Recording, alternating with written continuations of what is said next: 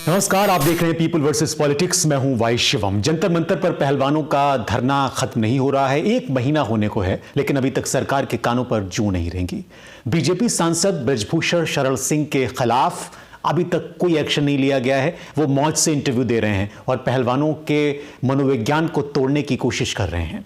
भले ही इस धरने की गूंज उतनी सुनाई न दे रही हो, लेकिन यह आग सुलग रही है और इससे जुड़ी कुछ अहम बातें मैं आपको बताना चाहता हूं। क्योंकि एक तरफ जहां बहराइच में बृजभूषण के समर्थन में रैली निकाली जा रही है, तो दूसरी तरफ कोलकाता में पहलवानों के समर्थन में रैली निकाली जा रही है। यानी बीजेपी को यह नहीं समझना चाहिए कि मामला वक्त के साथ दब जाएगा। एक बात तो स्पष्ट है कि मामला सुलटाने की कोशिश कामयाब नहीं हो पाई, यह तय नजर आता है।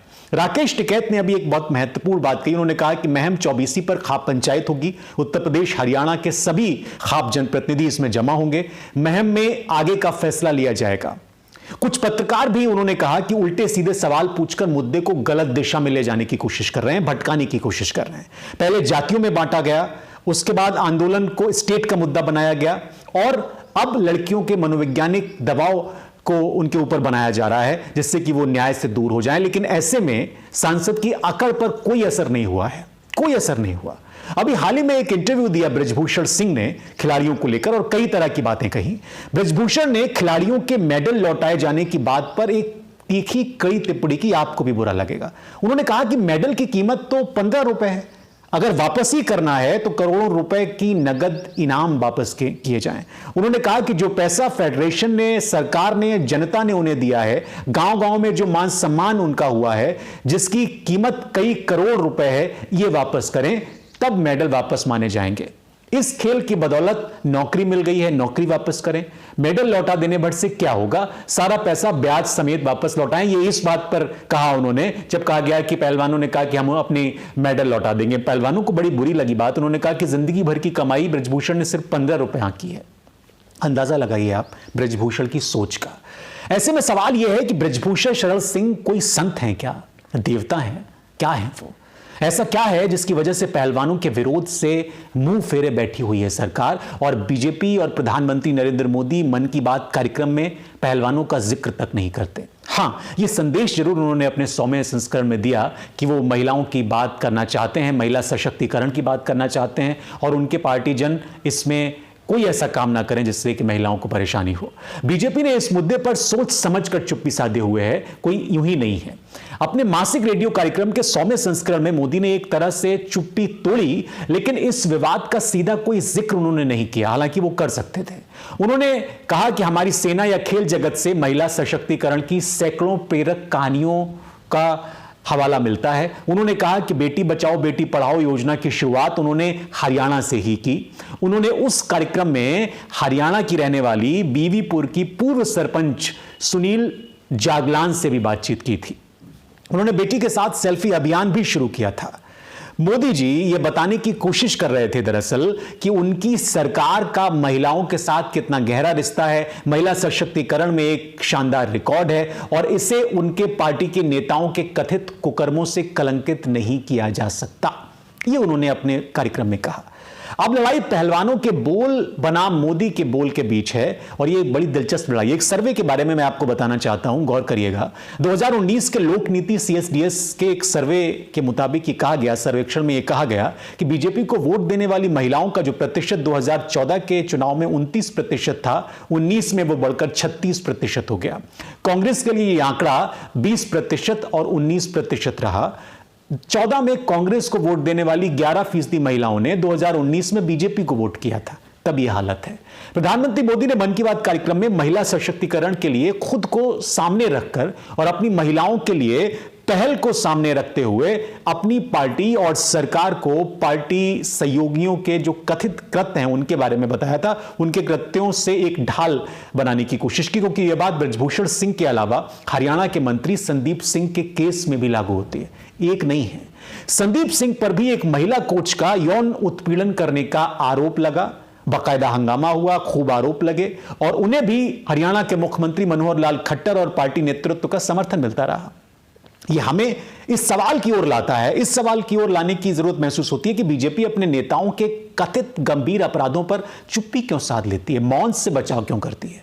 मोदी मतदाताओं को नाराज करने का जोखिम शायद नहीं लेना चाहते। कपिल सिब्बल कहते हैं पिछले हफ्ते उन्होंने सुप्रीम कोर्ट में कहा कि ब्रजभूषण सिंह पर 40 मामले दर्ज हैं, 40। फिर भी सरकार मुंह में दही जमाए बैठी हुई है। क्यों? ब्रजभूषण देवता हैं क्या? क्या है वो? पिछले दिसंबर में उत्तर प्रदेश के पूर्व मंत्री विनोद कुमार सिंह की हत्या के प्रयास के 29 साल पुराने एक मामले में एमपी एमएलए कोर्ट ने उन्हें बरी किया था। हालांकि अदालत ने साक्ष्य जमा करने का कोई प्रयास नहीं करने के लिए जो जांच टीम थी उसकी खिंचाई भी की।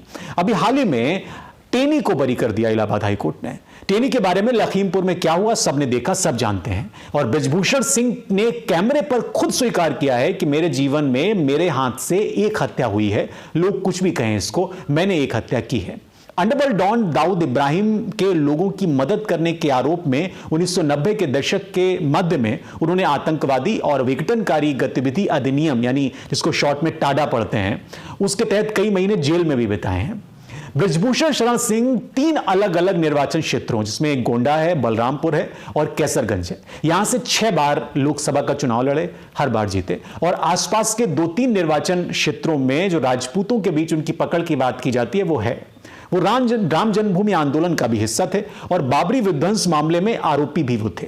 ये बातें ब्रजभूषण सिंह को बीजेपी में बड़ा मजबूत और बहुचर्चित बनाती हैं। एक और कारण जो जानना जरूरी है, जो समझना चाहिए, कि बीजेपी इसको अति आत्मविश्वास की तरह ले रही है। अपने नेताओं के खिलाफ कोई भी आरोप क्यों ना लगा हो, कोई भी आरोप लगाया जाए, लेकिन बीजेपी के ऊपर कोई फर्क नहीं पड़ता, वो एक्शन नहीं लेती, इनकार कर देती है। जनता के आक्रोश को नजरअंदाज करते हुए हमेशा नेताओं की मदद करती है। और मैं फिर से टेनी पे आता हूं। केंद्रीय मंत्री अजय मिश्रा के बेटे आशीष पर 2022 में लखीमपुर खीरी में कथित रूप से प्रदर्शनकारी किसानों की हत्या करने का सार्वजनिक आक्रोश था। खूब धरना प्रदर्शन सब हुआ, बीजेपी इसे नजरअंदाज करती रही। जूनियर होम मिनिस्टर को हाईकमान का समर्थन मिलता रहा और अब भी मिल रहा है। हरियाणा के मंत्री जिनका जिक्र मैंने ऊपर किया, संदीप सिंह के ऊपर यौन उत्पीड़न के आरोपों के बाद मुख्यमंत्री खट्टर ने बेतुका कह दिया इसको, जबकि उन्हीं की पुलिस अभी भी इस मामले में जांच कर रही है। अभी मामला निष्कर्ष तक नहीं पहुंचा। जब ब्रजभूषण सिंह की आलोचना हो रही थी तो भारतीय जनता पार्टी ने इसी तरह उसको भी नजरअंदाज किया। एक लोकप्रिय प्रधानमंत्री जिसको लोग मानते हैं, नेता मानते हैं उनके, वो जन भावनाओं की इस तरह से अवहेलना कैसे कर सकता है, ये सवाल है। ये राजनीति, इस दौर में राजनीतिक रणनीतिकार उसको किस तरह की सलाह दे रहे हैं कि यौन उत्पीड़न का आरोप लगाने वाले मुट्ठी भर पहलवानों का विरोध कोई चुनावी नतीजा नहीं होगा क्या? हमेशा की तरह प्रधानमंत्री नरेंद्र मोदी अपनी पार्टी के लाभ के लिए अपनी छवि दांव पर लगाने को तैयार दिखते हैं, लेकिन बड़ा सवाल यह है कि लंबे वक्त से इससे बीजेपी को फायदा होगा या नुकसान होगा। बड़ा सवाल यह भी है कि लंबे समय में बीजेपी इसको जिस तरह से भुनाने की कोशिश कर रही है उसका क्या असर होने वाला है। ब्रजभूषण शरण सिंह के बारे में कई बातें बड़ी मशहूर हैं, कई बातें कही जाती हैं। उनके बारे में यह भी कहा जाता है कि उनको कोई भी हालात क्यों ना हो तोड़ा नहीं जा सकता। राम जन्मभूमि के बाद जो उनका राजनीतिक सफर शुरू हुआ, तब से लगातार वो अपनी ताकत दिखाते रहे हैं, बताते रहे हैं कि उनको तोड़ा नहीं जा सकता। और इस मामले में, जो कि उनका सीधे उनके ऊपर चस्पा हो गए हैं, इस मामले में भी वो अपनी ताकत दिखाने की कोशिश करें। अगर आप पैरेलल देखें तो एक तरफ जंतर मंतर पर 1 महीने से पहलवान धरने पर हैं, तमाम उनको समर्थन मिल रहा है। सचिन पायलट ने उनका समर्थन किया, वो उस पहलवानों के पास पहुंचे, उन्होंने कहा कि इस पर सख्त से सख्त कार्रवाई होनी चाहिए। कांग्रेस लगातार इस मुद्दे पर अपनी बात रख रही है। रणदीप सुरजेवाला कर्नाटक चुनाव खत्म करने के बाद सीधे पहलवानों से मिले। जयराम रमेश ने इसको लेकर ट्वीट किया। दिल्ली महिला आयोग के अध्यक्ष जो हैं स्वाति मालीवाल, वो लगातार इस पर मुखर हैं। वो अलग बात है कि टीवी मीडिया में उसको उस तरह से कवरेज नहीं मिल रही है, लेकिन फिर भी जंतर मंतर पर 1 महीने से जो कुछ भी हंगामा कटा हुआ है, फिर भी सरकार की सेहत पर असर नहीं पड़ा है अभी तक। इवन सुप्रीम कोर्ट ने भी इस मामले में एफआईआर दर्ज करने के आदेश दिए थे और मुझे यह लग रहा है कि सुप्रीम कोर्ट तक ये फिर मामला पहुंचेगा।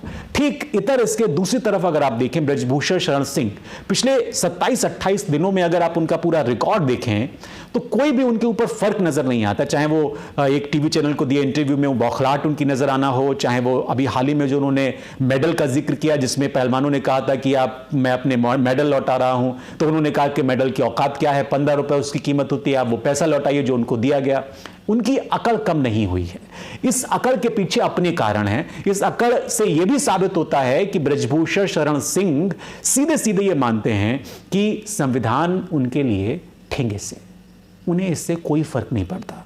संविधान अपना काम करेगा, वो अपना काम करेंगे और उनको जो जन समर्थन मिल रहा है वो अपना काम करेगा। ये जन समर्थन सिर्फ बहराइच में नहीं मिल रहा है, बहराइच के आसपास के कई जिलों में मिल रहा है और ये समर्थन भारतीय जनता पार्टी के अपना जो इकाइयां हैं उनका मिल रहा है।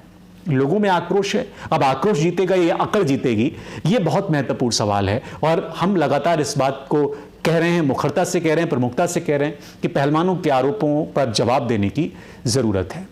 आप सभी का बहुत शुक्रिया ये कार्यक्रम देखने के लिए। कार्यक्रम आपको कैसा लगा जरूर बताइए और मुझे दीजिए इजाजत।